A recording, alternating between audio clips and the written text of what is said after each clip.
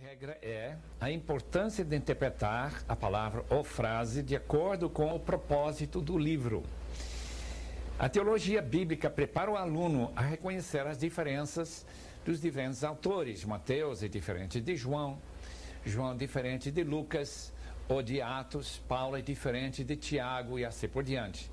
Conhecendo o livro e o seu propósito, ajuda certamente na interpretação. Nós podemos encontrar esse tipo de ajuda na Bíblia Vida Nova, que lá bem no fim tem uma análise de cada livro da Bíblia. E lá vai tratar justamente do propósito. Ou temos a introdução ao Antigo Testamento do William Lassor, o David Hubbard e Frederick Bush. Esse livro novo também vai tratando de cada livro do Antigo Testamento em relação ao seu propósito. Quando, portanto, reconhecemos uma frase dentro do propósito do livro, veja, por exemplo, em capítulo 6 de Gênesis, que trata do arrependimento de Deus, no versículo 6. Sabemos que isto não é a mesma ideia de que Atos tem quando trata em capítulo 2, 38, que o homem tem de se arrepender. O arrependimento de Deus não é de pecado. Significa mudança de maneira de tratar as pessoas diante da maneira que os homens agem. Dessa maneira nós podemos entender bem melhor. Enquanto o livro de Gênesis está tratando do propósito de contar como as coisas aconteceram, enquanto o livro de Atos está contando como a igreja começou, vemos essa diferença bem clara. O propósito do livro de João é para que os leitores creiam. Leia capítulo 20 de João, versículo 31, e ele diz, essas coisas foram escritas, relatadas, para que creiais que Jesus é o Filho de Deus, que ele é o Cristo, e para que crendo tenhais vida em seu nome. E o propósito bem evangelístico, ou também para manter a fé. Essa deve ser a razão que no livro de João nunca encontramos a palavra crer colocada no passado, porque crer é algo que continua junto com a pessoa, ele sempre continua crendo. E justamente nesse versículo também, essas coisas foram escritas para que creiais. A razão de João é para que os leitores creiam. Nós encontramos, por exemplo, Romanos, a mesma coisa. Romanos foi escrito para apresentar a teologia de Paulo para uma igreja que estava muito conturbada por causa de um decreto que Cláudio César tinha mandado todos os judeus para fora da cidade, inclusive a liderança da igreja, que começou na sinagoga de Roma. Quando Paulo escreve no ano 57 o livro de Romanos, ele quer que os irmãos lá, tanto judeus como gentios, tenham uma ideia bem clara de sua doutrina, como também que eles o aceitem de bom grado e o envia na sua continuação de viagem para a Espanha. É só ler Romanos 15 para perceber claramente o propósito que ele tinha de escrever esse livro. Tem muita importância também saber como é que nós devemos ligar o Novo Testamento ao Antigo. Se as doutrinas e práticas do Novo Testamento na igreja devem ser continuadas daquelas práticas do Antigo Testamento. Essa área de continuidade ou descontinuidade é uma das áreas mais controvertidas na hermenêutica. Por exemplo, o dar o dízimo para a igreja, que é claramente ensinado em Malaquias, mas não tão claramente ensinado no Novo Testamento, onde a ordem bíblica é de nós não guardarmos ou empilharmos dinheiro para nós mesmos, mas dar e colocar no céu. O que devemos fazer amigos, como Lucas 16 diz. E pouco se trata. Então a pergunta sempre tem que surgir se o Novo Testamento está dando um aval ao ensinamento do Antigo ou que está cortando e está relacionando aquele ensinamento do Antigo Testamento, por exemplo, os sacrifícios, o sacerdócio, tudo isso, com a velha dispensação. a velha prática da nação israelita. Enquanto no Novo Testamento nós dependemos do próprio Senhor Jesus. O Sermão do Monte, que a lei de Cristo é até mais exigente do que a lei do Antigo Testamento. Mas notem bem que essa lei é a área espiritual e moral. E não tem nenhuma reafirmação sobre sacrifícios de animais, sobre guardar festas judaicas ou guardar o sábado. Portanto, esta área de propósito do livro, ou livros do Antigo Testamento e do Novo, é muito importante para a gente poder entender o texto. Nós gostaríamos de recomendar um livro como este aqui, Entendes o que Leis, já foi mencionado, mas é muito importante esse livro porque os autores que tratam do Antigo Testamento como também do Novo falam exatamente como o propósito daqueles livros que nós encontramos lá. Número 5, uma quinta regra: a importância de comparar passagens paralelas. Isso pode nos dar uma ajuda imensa na interpretação quando nós percebemos que um texto lança luz sobre outro texto. Estamos seguindo aquele princípio que a Bíblia interpreta a própria Bíblia. Uma ilustração. Em Romanos capítulo 13, versículo 13 e 14, nós encontramos uma recomendação, exortação para que nós revistamos de Cristo. Gálatas 3, 27 também fala de se revestir de Cristo. Encontramos em Colossenses 3, 12 e 14 também de vestir-se de Cristo e se despir-se do velho homem. Trata-se justamente de, não a maneira de colocar roupa, não tem nada a ver com o uso de costumes das mulheres se vestirem de uma maneira modesta.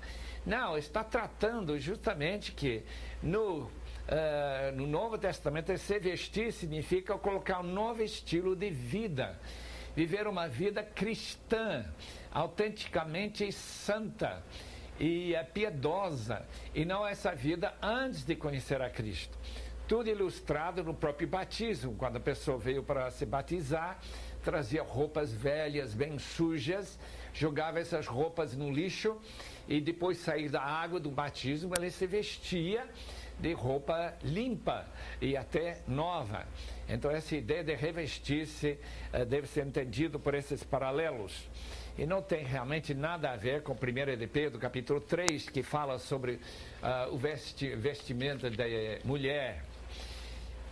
Outro texto, Números 22 e 24, dá a impressão que Balaão é um homem de Deus. Por quê? Porque ele recebe profecias, ele é um vidente que tem mensagem para Israel. Mas quando nós lemos o Novo Testamento, textos que tratam deste mesmo indivíduo, Balaão, por exemplo, em Judas 11, ou 2 de Pedro 2, 15, 16, Apocalipse 2, 14, esses textos mostram claramente que Balaão não era nada de homem santo, não era um homem de Deus de forma alguma. Nós podemos interpretar outros textos controvertidos dessa mesma forma. Veja aquele famoso texto que tem sido uma baluarte para a Igreja Católica em relação ao papado. Esse texto em capítulo 16, versículo 18, em que Jesus diz para Pedro: tu és Pedro, e sobre esta pedra edificarei a minha igreja. Como se Pedro fosse o fundamento da igreja, que ele teria autoridade de mandar na igreja, de controlar tudo. Nada disso é sustentado pelos textos paralelos. Porque se nós lermos em Mateus 21, 42 e 44, fica claro que a pedra é o Senhor Jesus. Se nós formos para 1 de Coríntios 3, 10 e 11, a única pedra de fundamento é Jesus Cristo. Ou indo para a própria carta de Pedro, em capítulo 2, versículo 4, podemos entender claramente que Pedro mesmo ensina que Jesus é pedra central, em torno da qual a própria igreja se constrói, se edifica. Outro texto controvertido que pode receber uma ajuda é 1 Pedro 4, versículo 8, porque o amor cobre multidão de pecados. Se nós olharmos no texto paralelo de Provérbios, capítulo 10, versículo 12, que Pedro está citando, dá para entender claramente que não está dizendo que a pessoa que ama, com isso recebe perdão dos seus pecados sem a morte de Cristo, ou sem crer no Senhor Jesus. Nós não podemos ver que o mundo tem pessoas que amam muito e por isso os seus pecados ficam perdoados. Não, trata-se justamente de perdoar nossos irmãos em Cristo e de enterrar brigas e de não buscar vingança e nunca tentar pegar mal pelo mal que a gente recebe. Então o amor que perdoa o irmão realmente encobre os pecados que podem ser cometidos entre irmãos e criar desunião na igreja. Uma terceira ilustração que nós gostaríamos de mencionar em Gálatas 6,15 mostra o valor da nova criação. Só em Cristo existe a nova criação, onde circuncisão não é nada, nem a incircuncisão. É como se não existisse. O que importa é a nova criação. Mas que criação é essa? Talvez 2 Coríntios, capítulo 5, versículo 17, nos ajudaria. Lá nós descobrimos que, se alguém está em Cristo, há uma nova criação. Ou há uma nova criatura. No original não dá para distinguir. Então, o que importa é que nossa vida seja uma vida em Cristo, uma vida controlada pelo Espírito, produzindo o seu fruto em nós. E não marcas externas, como era a circuncisão para o judeu. Outro texto, Filipenses 3,9. Não tendo justiça própria que procede de lei, senão a que é mediante a fé em Cristo, a justiça que procede de Deus, baseada na fé. Paulo não está de modo algum contrariando a ideia de viver uma vida justa. O texto paralelo, tanto em Romanos como Gálatas, mostra que esta vida pela fé é uma vida de justiça. Mas não é uma vida de justiça que torna Deus nosso devedor. Nós não podemos viver uma vida justa e chegar diante de Deus e argumentar que Ele deve nos deixar entrar no céu por causa de nossa justiça. É por isso que Paulo diz, não por obras de justiça que a gente faz cumprindo a lei. Paralelismo também pode ajudar muito na interpretação de poesia. É uma característica da poesia hebraica que existe paralelismo. E nós encontramos vários textos que mostram este paralelismo. Lâmpada para os meus pés, Salmo 119, versículo 105. É tua palavra e luz para o meu caminho. Lâmpada para o pé, luz para o caminho são textos ou frases paralelos. Em quase toda a poesia hebraica nós encontramos esse paralelismo. Uma outra regra que nós queremos mencionar são as figuras de linguagem, não devem ser interpretadas literalmente. Figura de linguagem é uma maneira de falar coisas de uma forma que, pela figura, uma espécie de janela que lança luz sobre aquela ideia que estamos comunicando, nós podemos entender perfeitamente que não se trata de uma interpretação literal. A primeira figura tão comum na palavra de Deus são as metáforas. Desde Gênesis até Apocalipse encontramos metáforas. Metáfora significa algo que tem uma semelhança com a ideia que estamos comunicando com um objeto, com uma realidade. Veja, por exemplo, uma série de metáforas ou imagens que nós temos para a palavra de Deus.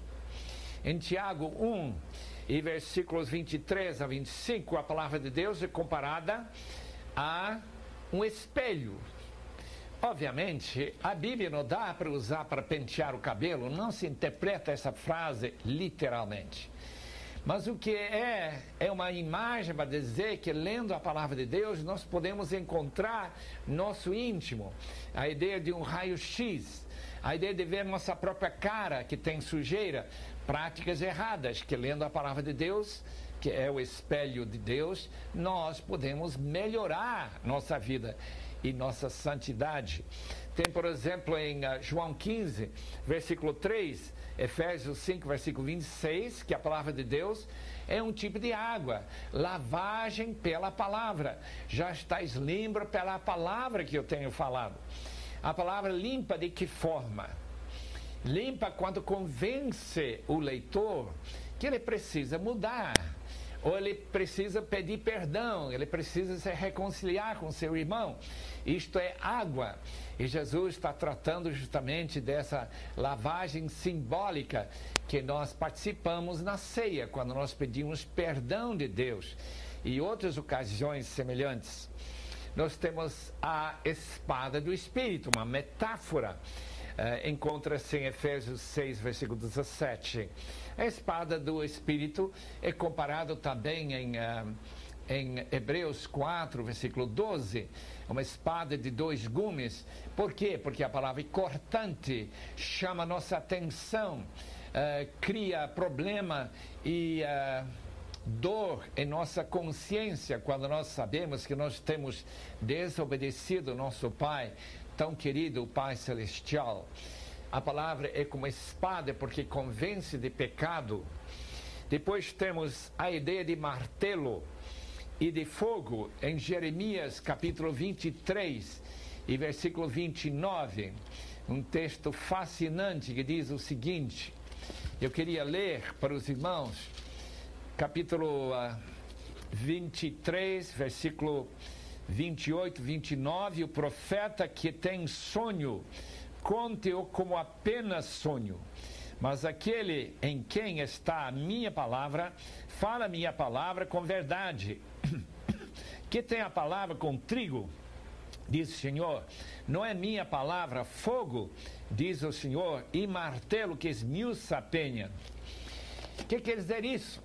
É uma metáfora, são 2 metáforas. Fogo no sentido que o fogo separa a palavra falsa de profetas que não falam a não ser sonhos, que não têm nenhuma comunicação revelatória de Deus, e um sonho ou uma palavra que vem diretamente de Deus através dos seus profetas autênticos. E a mesma coisa com o martelo. O martelo esmiuça a penha, por quê? Porque a esperança dos judeus, no caso de Jeremias, é que a cidade não seria destruída. Jeremias estava profetizando que os babilônios destruiriam a cidade. E quem estava certo era Jeremias. A cidade vai receber o martelo de Deus, o fogo de Deus, vai se cumprir e mostrar quem era de fato quem trazia a revelação certa de Deus. Temos a palavra metafórica de semente. 1 de Pedro, capítulo 1, versículo 23, 24. A palavra é a semente, a palavra que nós pregamos, diz o texto, e que traz vida, porque tal como uma semente tem que germinar, tal como uma semente dentro do óvulo da mulher produz uma criança, a palavra de Deus, quando ela é recebida pela fé, ela cria vida nova, e uma nova criatura em Cristo. Nós temos também a metáfora de poder, a palavra dunamis, em Romanos 1,16. Paulo diz, eu não tenho vergonha do Evangelho, porque é o poder de Deus. Não é que a palavra é poder, é que quando se proclama a palavra, e quando o Espírito Santo está acompanhando essa proclamação, manifesta-se o poder da palavra. São metáforas, tem muitas metáforas na palavra de Deus. Eu podia recomendar, por exemplo, este livro, A Interpretação da Bíblia, que tem muitos aspectos da interpretação, que trata também destas maneiras e figuras de linguagem que são tão importantes na interpretação da Bíblia. Temos metáforas relacionadas com o corpo.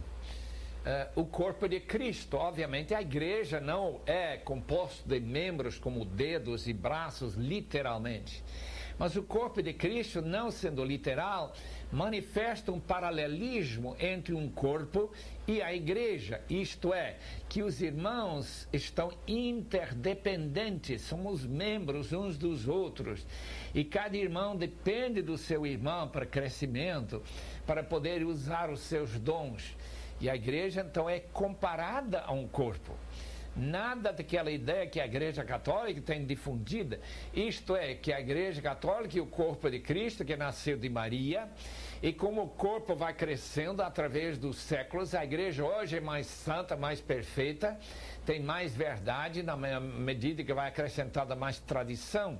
Nós rejeitamos essa ideia, nós entendemos que a palavra de Deus não está ensinando que a Igreja, a passar 1000 anos, vai ficar mais cheia de conhecimento por causa da tradição. Não, é a palavra de Deus que está sempre nos chamando, como diz Lutero, a nós reformarmos, a buscar novamente a palavra de Deus para entender o que é de fato a vontade de Deus para nós. Outra metáfora muito interessante, em 1 Coríntios capítulo 3, versículo 16, ou 1 Coríntios 6, 19, e outros textos que falam sobre nós sendo o templo, a igreja sendo o templo. Nós já conversamos um pouquinho sobre isso. João 14, a casa do meu pai deve ser o templo, porque tem muitas moradas. Capítulo 14, 23 de João diz que Deus faz morada em nós, pai e filho. Então, na casa do Pai, somos todos nós unidos numa só casa. A ideia de casa e também a ideia de família. É uma metáfora. A videira verdadeira, uma comparação de uma planta que tem ramos. Os discípulos são os ramos, Cristo é a videira verdadeira. E o próprio Deus Pai é o agricultor, aquele que está procurando fruta na vida. Temos também a ideia de família. A família de Deus é semelhante, muito semelhante a uma família na carne, uma família que tem pai, mãe e filhos. Essa família de Deus, nós encontramos essa metáfora em Efésios, capítulo 2, versículo 19. 1 Coríntios 3, 9 diz que nós somos a plantação ou campo de Deus. É uma ideia de que, na medida que se fala a palavra de Deus, ela é semeada e tem sementes. Não é semelhante àquela parábola de Jesus que fala de 4 tipos de solo, de forma que alguns, tendo o coração endurecido, a semente cai e Satanás leva logo em seguida. É uma metáfora. Aliás, as parábolas são metáforas mais extensas, que incluem mais elementos do que apenas uma pequena ideia. Como seria uma metáfora corpo de Cristo, metáfora templo de Deus e assim por diante. Graças a Deus que tem saído recentemente alguns livros excelentes sobre as parábolas, que podem dar uma ajuda imensa para quem quer entender melhor, especialmente a importância da cultura nas parábolas de Jesus, no livro de Kenneth Bailey, editado pela Edições Vida Nova. E acaba de sair pela editora Vida, todas as parábolas da Bíblia, inclusive do Antigo Testamento. Um livro de Herbert Lockyer, um livro que eu recomendo. Pode ser uma ajuda para a sua vida na interpretação dessas metáforas mais extensas que nós encontramos na Palavra de Deus. Outra segunda figura de linguagem é metonímia. Quer dizer, o emprego da causa pelo efeito, o sinal, o símbolo pela realidade sugerida pelo símbolo. Deixe-me ilustrar. Jesus diz: eles têm Moisés e os profetas, ou seja, o Antigo Testamento. Moisés e os profetas não inclui toda a Bíblia. Moisés é apenas um nome de um indivíduo que escreveu uma parte do Antigo Testamento. Mas Jesus usa isso em metonímia, usando Moisés e os profetas para descrever o Antigo Testamento todo. 1 João 1,7: o sangue de Jesus Cristo, seu Filho, nos purifica de todo pecado. Não é bem o sangue que nos purifica. Por exemplo, se Jesus teria derramado, cortando o dedo com uma faca lá na casa de Maria, cortado o dedo, caiu uma gota de sangue, esse sangue não tem poder purificador. A ideia de metonímia é que o sangue de Cristo refere-se à morte de Cristo. A morte, todo aquele sangue foi derramado, demonstrando o efeito junto com a causa que nos traz salvação e nos purifica de todo pecado. Ironia, outra figura de linguagem, expressa o contrário do que se quer dizer, mas sempre de tal modo que se faz ressaltar o sentido verdadeiro. Veja, por exemplo, como em 2 Coríntios, Paulo faz referência a tais apóstolos. Dá para entender claramente que eles não são apóstolos, aliás, são falsos apóstolos. É só ler capítulo 11 de 2 Coríntios para ver que Paulo está falando ironicamente. Depois temos uma figura de linguagem chamada sunekdoke. É tomar a parte pelo todo, o todo pela parte. Minha carne repousará seguro, em vez de dizer o meu corpo. Paulo diz, todas as vezes que beberdes o cálice, em lugar de dizer do cálice. A gente não bebe aquele cálice, aquele copo. A gente bebe do copo, mas ele, quando ele usa essa palavra, está usando o sunekdoke. E refere-se à maneira que na igreja primitiva se passava o cálice de pessoa em pessoa, e eles beberam do cálice, mas Paulo diz, toda vez que beberdes o cálice. Prosopopeia é outra figura de linguagem que personifica coisas inanimadas, atribuindo a elas os feitos e ações humanas. Paulo desafia a morte como se tivesse sido uma pessoa. Onde está, ó morte, o teu aguilhão? 1 Coríntios 15, 55, Salmo 85, 10 e 11. Encontram-se a graça e a verdade, a justiça e a paz se beijaram. Obviamente, justiça e paz não podem se beijar como duas pessoas podem, mas usando prosopopeia dá para usar esse tipo de figura de linguagem. Hipérbole é muito conhecida figura de linguagem, e a Bíblia tem alguns exemplos de hipérbole bem interessantes. Por exemplo, aquele último versículo de João, capítulo 21, onde o autor diz que se todas as coisas que Jesus fez tivessem sido relatadas uma por uma, creio eu que nem no mundo inteiro caberiam os livros que seriam escritos. Nada de verdade literal. Obviamente, poderia se contar tudo que Jesus fez e ainda teria muito espaço no mundo inteiro para conter os livros, mesmo sendo livros bem maiores que os nossos. Mas é hipérbole. E nós encontramos outros casos semelhantes quando no Antigo Testamento se compara os habitantes de Canaã com gigantes, e os israelitas parecem gafanhotos. Isso não é o caso literalmente. A diferença de tamanho é pequena, mas com hipérbole vai se dando ênfases, como qualquer figura de linguagem. Depois temos exemplos de fábulas. A fábula é a personificação de coisas ou de animais. Por exemplo, temos uma fábula em 2 de Reis 14, e versículo 9. O cardo que está no Líbano mandou dizer ao cedro que lá está, dá tua filha por mulher ao meu filho. Obviamente o cardo não pode falar desse jeito, mas os animais do campo que estavam no Líbano pisaram e passaram por cima do cardo. Depois temos tipos e arquetipos. Tipologia na Bíblia está bastante comum, e nós podemos encontrar vários textos onde este tipo de figura aparece. Aliás, Hebreus trata de tipos do Antigo Testamento sendo uma espécie de sombras que trata de realidades da adoração celestial. E que o tabernáculo aqui na terra, de certo modo, é um tipo do verdadeiro tabernáculo, ou templo no céu.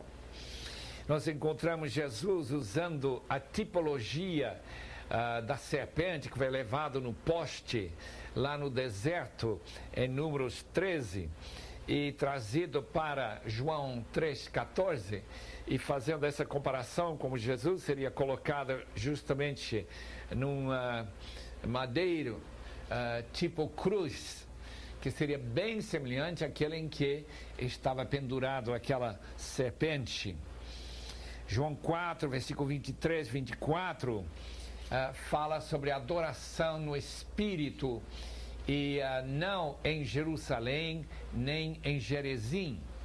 A ideia é que Jerusalém, aquela adoração do templo, ou adoração dos samaritanos em Gerizim, eram tipos de adoração que agora começa com a vinda de Cristo a ser praticada. Devemos, portanto, lembrar que a Bíblia tem muitas figuras de linguagem e que devem ser interpretadas segundo a intenção que o autor tinha quando ele colocou essa figura. Não é para nunca interpretar literalmente. É de grande ajuda este livro, Entendes o que Leis, quando o autor, o professor Gordon Fee, nos chama a atenção da maneira de interpretar um livro que está realmente repleto de figuras, o livro do Apocalipse. Então, para quem quer entender melhor o livro do Apocalipse, pode buscar esse livro e lembrar que na literatura apocalíptica se usa muitas figuras.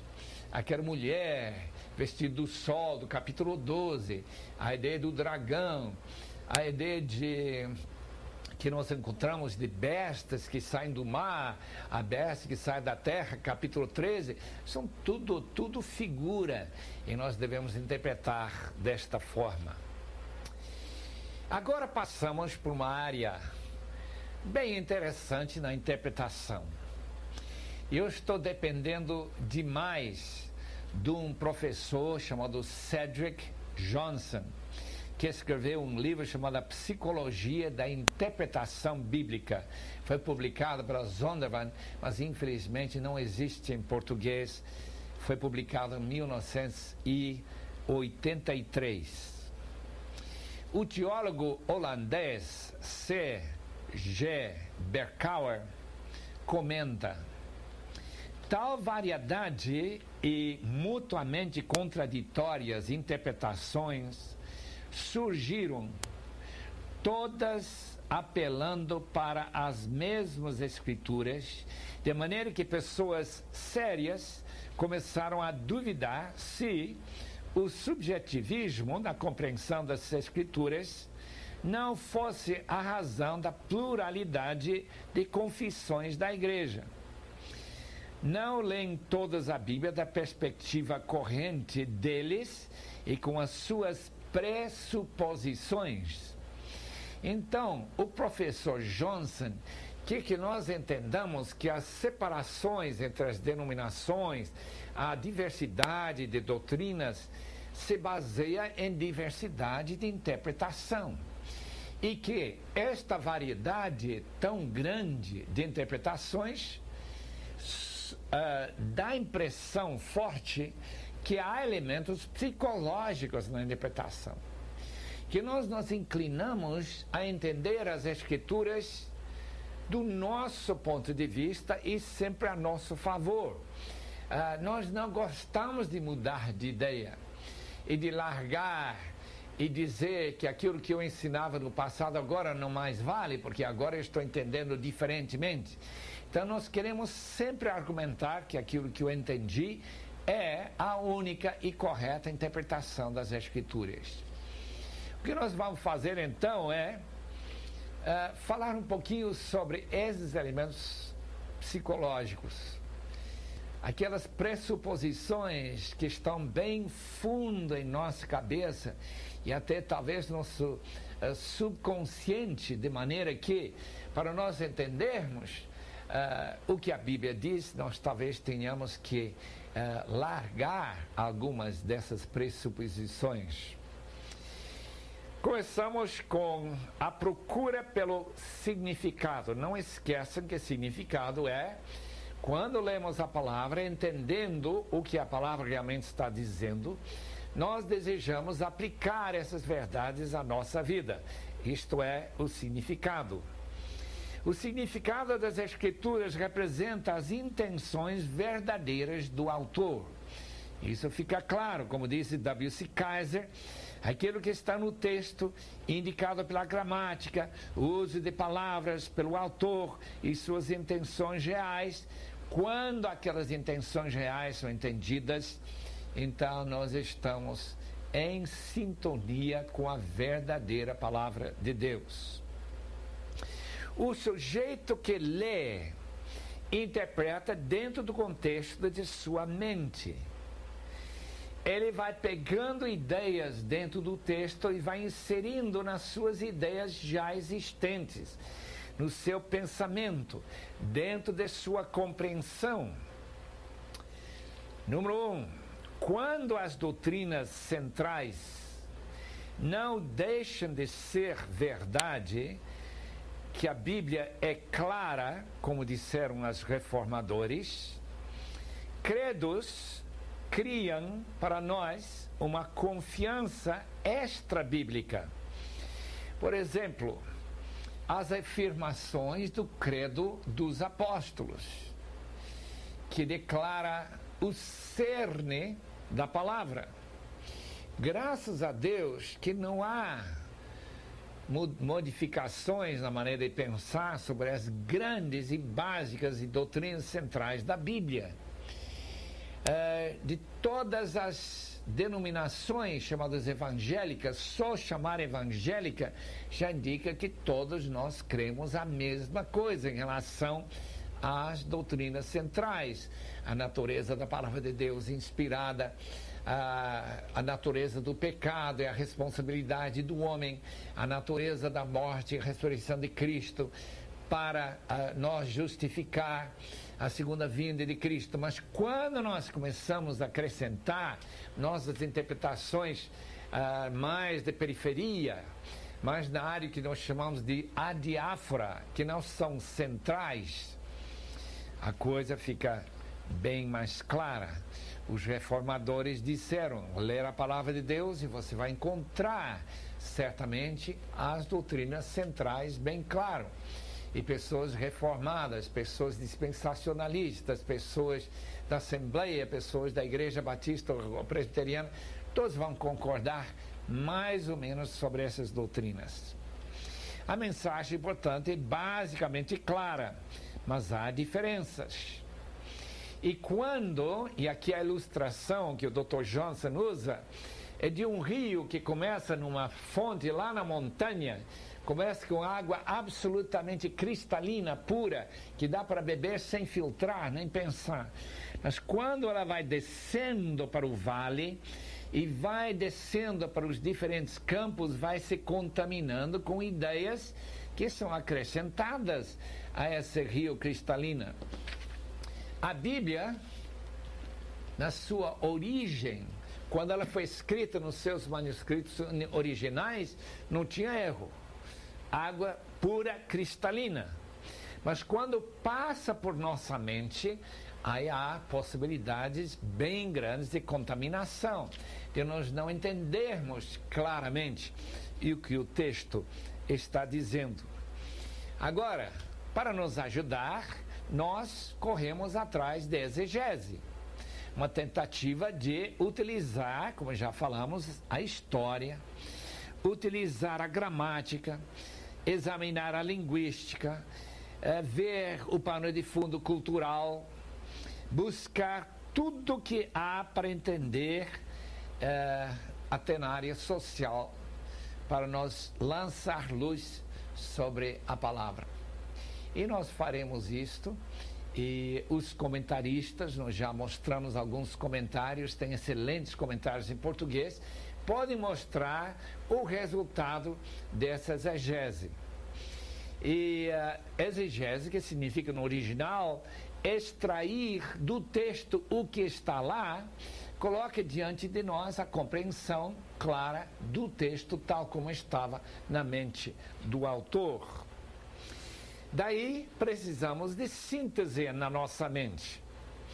A mente humana quer juntar de forma historicamente integrada os frutos da exegese. Cria-se modelos com raízes na unidade essencial das Escrituras. Se Gênesis não pode contradizer Romanos, se Apocalipse não pode contradizer o Evangelho de João, e nós então temos que fazer em nossa mente o que nós chamamos de uma teologia bíblica, uma síntese. Nós encontramos, por exemplo, o Dr. Kaiser, Walter Kaiser, Teologia do Antigo Testamento, uma tentativa de criar uma síntese desde Gênesis até Malaquias. E, naturalmente, outras teologias do Novo Testamento, aquele de George Ladd, que foi publicada pela Juerp, também tem essa mesma finalidade de criar uma síntese entre as doutrinas dos diferentes autores. Uma teologia sistemática, e acaba de sair aquela teologia sistemática do Dr. Wayne Grudem, da Escola de Divindade lá em Deerfield, Illinois. Tem quase 1000 páginas e uma excelente síntese do ensinamento da Palavra de Deus. Depois, entramos na área de muita controvérsia, a área de aplicação. Quando nós tentamos declarar a Palavra de Deus para a nossa situação, para a nossa igreja, para a esposa, para os filhos, para o homem mundano, para ensinar não exatamente o que a Bíblia diz, mas o que Deus está dizendo para nós através daquele texto. E aí que nós temos nossos problemas, tropeços e dificuldades. A importância, portanto, é de buscar o processo mental pelo qual nós chegamos a conclusões e convicções, que é isso mesmo que Deus quer na área de costumes, na área de ensino, de prática em relação a gastar ou não gastar dinheiro, a jogar futebol no domingo ou não jogar futebol. Tudo está relacionado com a aplicação da palavra para a nossa vida. E não simplesmente dizer que na Bíblia nunca fala sobre jogar futebol no domingo. Não diz nada sobre isso literalmente. Como que funciona a mente na interpretação? Número 1. Primeiro compararemos uma televisora que nós aceitamos quando está funcionando bem, sem problema. Mas quando para de funcionar, nós começamos a criar teorias. Por que que não funciona? Se seu carro está andando a 100 km por hora numa estrada larga e de repente o carro para, pessoa que nunca se deu ao trabalho de saber como funciona o motor, como funcionam todas aqueles tubos e linhas elétricas e fios elétricos, a pessoa começa a criar teorias. E a mesma coisa acontece na interpretação da palavra. Quando o texto é claro, quando todo mundo concorda, nós não precisamos de criar nenhuma teoria, apenas aplicar o texto normalmente. Mas quando descobrimos que há dificuldade, e o Dr. Donald Carson, que publicou este livro, Exegese e Suas Falácias, ele mostra que há maneiras de interpretar a palavra de Deus que não tem base realmente no texto. Chegar a conclusões erradas. Então essas falácias precisam ser reconhecidas. quando o motor, para usar ilustração, não está funcionando bem. Nós somos pessoas de corpo e alma, físico e mental. A pessoa é uma como as chamas e os galhos que queimam na lareira, que queimam num fogo. A mente não funciona como uma câmera fotográfica, mas num processo executivo, monitorizando, racionalizando, relatando e relacionando a memória e possibilidades futuras. Esse processo começa com mais ou menos 10 a 11 anos. Antes daquela idade, a criança simplesmente engole tudo, mas quando ele começa a racionalizar, quando ele começa a cuidar de questionar se 144 mil é o número completo de crentes que vão ser salvos, ele logo vai ter dificuldades. Porque ele sabe que só na cidade de São Paulo tem muito mais de 144 mil crentes. Como se faz nas ciências exatas, a mente formula hipóteses, suposições sobre relacionamento entre duas ou mais fenômenos, ou variáveis verdades. É a sequência em que nós dizemos assim: se isto é verdade, então isto talvez não seja verdade, já que são contraditórios. E daí nós criamos uma tentativa de buscar soluções. Se visitando a Palestina e descobrimos que a semente, o grão de mostarda, não é a menor semente, então nós temos que criar uma teoria para explicar como é que Jesus declara que era, e Jesus não erra. Então nós damos nossas soluções. É a semente menor que se plantava. É a semente menor que era conhecida pelos judeus daquela época, e assim por diante. São teorias que explicam exatamente como se faz no laboratório, quando se vê as consequências de uma certa experiência e se cria teorias. Se modificamos isso, como que vai modificar esse texto aí? Desenvolvemos teorias em torno de imaginações especulativas ou sistemáticas, controladas e críticas. Teorias são conceitos, definições e proposições que apresentam num modo sistemático uma visão do fenômeno, especificando as relações entre os elementos variáveis com a intenção de explicar e predizer a verdade sobre tal fenômeno. Deixe-me tentar ilustrar rapidamente. Em 1 Coríntios, capítulo 14, aquele grande texto em que Paulo vai discutindo a profecia e o dom de línguas. Ele faz referência aqui, em versículo 14 do capítulo 14, se eu orar em outra língua, o meu espírito ora de fato, mas a minha mente fica infrutífera. Na minha compreensão, este versículo está falando do dom de línguas, que Paulo diz que ele falava mais que os próprios coríntios.